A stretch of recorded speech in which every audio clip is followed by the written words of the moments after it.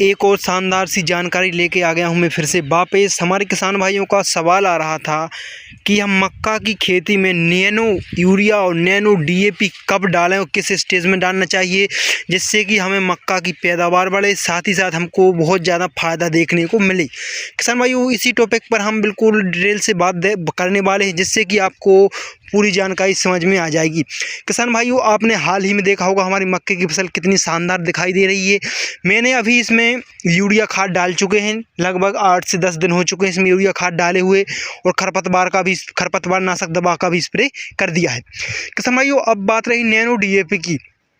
तो किसान भाइयों, आप देख रहे हो, आप इसकी हाइट लगभग 2 फुट से ज़्यादा आप इसकी हाइट हो चुकी है।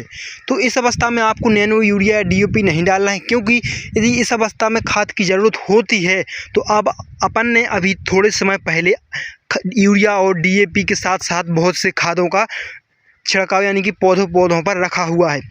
अब हम बात करते हैं तो फिर इसमें नैनो डीएपी और नैनो यूरिया कब डालें। तो किसान भाइयों, जब आपकी मक्का की हाइट लगभग 4 से 4.5 फुट यानी 4 फुट के ऊपर आ जाए, यानी कि ये आप देख सकते हो यहाँ से इतनी मक्का है, जब आपकी मक्का की फसल इतनी हो जाए यानी कि 4 फुट हो जाती है, तब आपको नैनो यूरिया का स्प्रे करना है।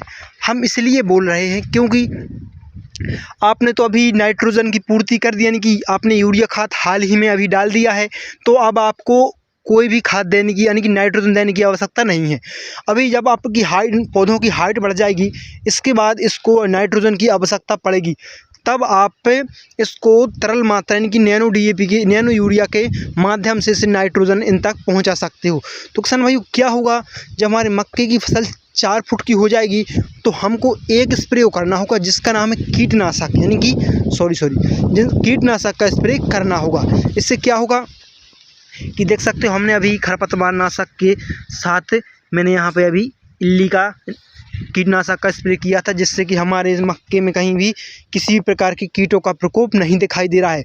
अब जब मक्के की फसल 4 फुट की हो जाएगी, तब आपको क्या करना है, nano DAP nano urea plus में आप किसी भी दुकानदार या फिर आपने आने वाले समय में किसी भी कीटनाशक का मक्के में प्रयोग किया है तो उसका प्रयोग कर सकते हो। इन तीनों का कॉम्बिनेशन करके आप स्प्रे कर सकते हो। सो क्या होगा कि आपने अभी यूरिया डाल दिया, फिर 4 फुट के समय पर आप नैनो यूरिया डालोगे, तो इससे क्या होगा कि आपको बिल्कुल भी आगे यूरिया डालने की आवश्यकता नहीं रहेगी।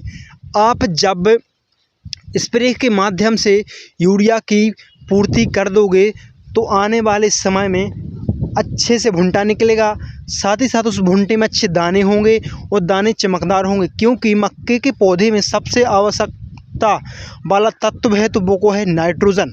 यदि नाइट्रोजन की पूर्ति नहीं होगी तो आपके पौधों में चमक नहीं रहेगी, तो आने वाले समय में जब इसमें भुंटा निकलेगा अच्छा, लेकिन उसमें जो दाने पड़ेंगे तो कहीं की ना खाली रहेगा, या कहीं पर दाने की साइज़ छोटी रहेगी। यदि नाइट्रोजन की बिल्कुल पूरी तरीके से पूर्ति हो जाती है तो भुंटे की दाने की संख्या भी सही रहेगी, तो हमारे मक्के की भी पैदावार बढ़ जाएगी। किसान भाइयों, कृषि से जुड़ी जानकारी के लिए हमारे चैनल से जुड़े रहना। धन्यवाद।